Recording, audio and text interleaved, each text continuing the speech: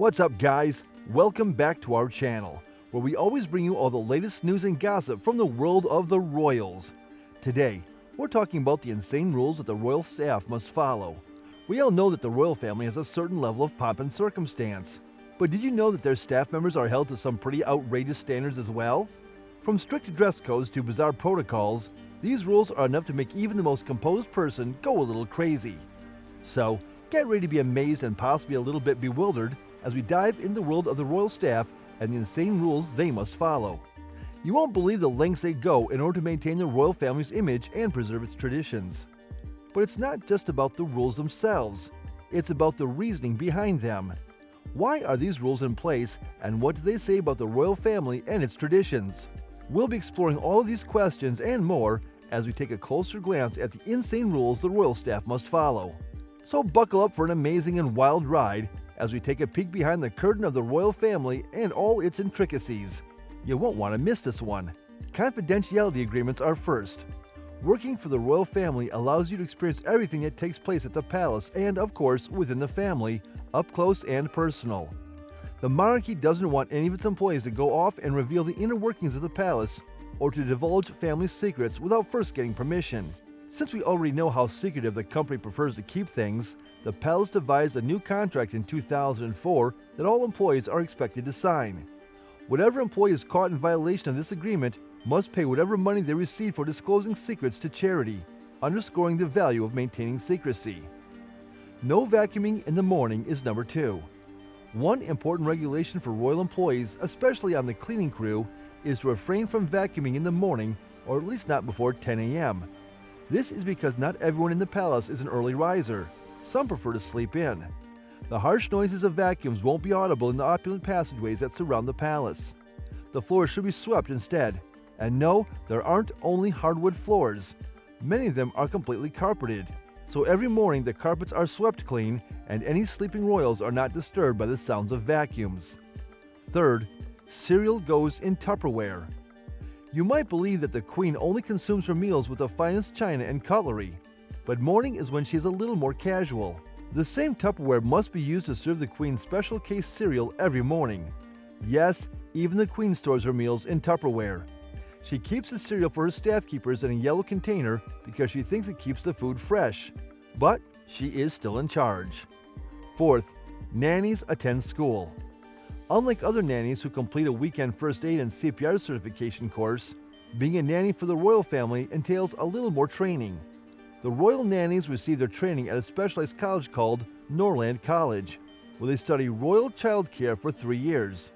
They get a bachelor's degree in early years development and training after 3 years, during which time they learn everything from cybersecurity to defensive training.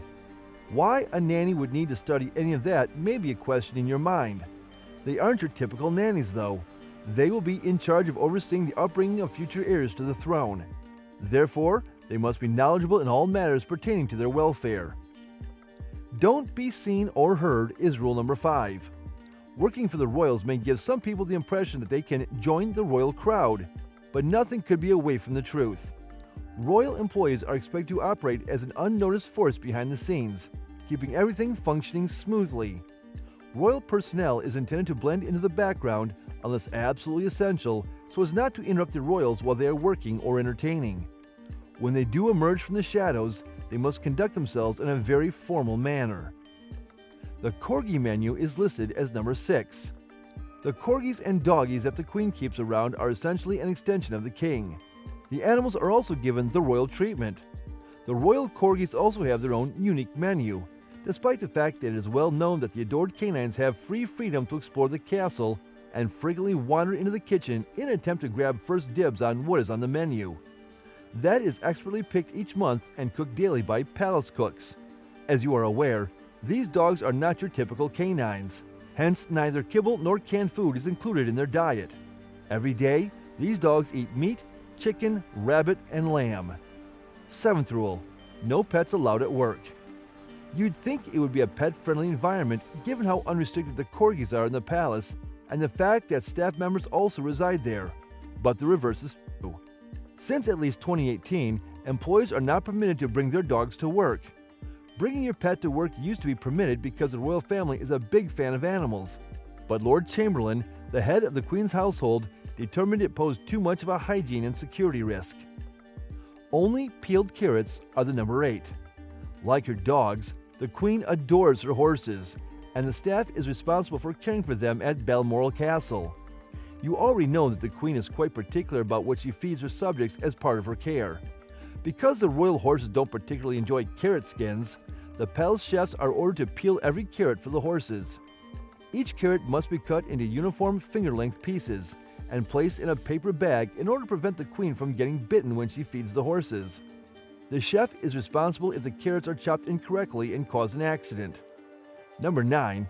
Prince Charles doesn't do anything. Because he is the heir to the throne, Prince Charles enjoys extra special treatment and is completely self-sufficient. He never has to worry about getting dressed in the morning, since his clothes, even down to his socks, are laid out for him in the order that he will put them on. Even his towel is arranged in a specific way, so that he may simply sit and wrap himself in it. He also never needs to squeeze a tube when brushing his teeth. His staff's responsibility includes helping him squeeze an inch of toothpaste onto his toothbrush. Follow the tea maps is number 10. When feeding a monarch, everything has a place, even the teacups and sweets for tea time, to make life easy for the kitchen and serving staff. They have a thorough map with instructions on how to arrange the tea, milk, cakes, and biscuits on the tray according to the preferences of each member of the royal family, like Prince Philip, who preferred to have his oatcakes on his platter close to the honey. These tea treat charts remain unchanged for decades because the royals are creatures of habit, so there's minimal space for error. But the craziest rule of all? When it comes to pouring a cup of tea for the Queen, there is a specific protocol that must be followed. First, the tea must be brewed for exactly 5 minutes, with the milk added afterward. And when serving the cup of tea, the handle must be positioned at 3 o'clock, so that the Queen can easily pick it up with her right hand. Well, that was quite the wild ride, wasn't it, guys? We've explored some of the craziest rules that the royal staff must follow. It's clear that the royal family takes its traditions very seriously, and its staff members must be willing to adhere to some pretty bizarre requirements. But despite the insanity of these rules, there's something fascinating about the world of the royals and all the intricacies that come with it. We can't help but be drawn in by the pomp and circumstance, the glamour, and the history that surrounds the royal family. And let's face it, it's pretty entertaining to learn all about the weird and wacky rules that the staff must follow. So what do you guys think? Are these rules necessary to maintain the image of the royal family, or are they just plain ridiculous?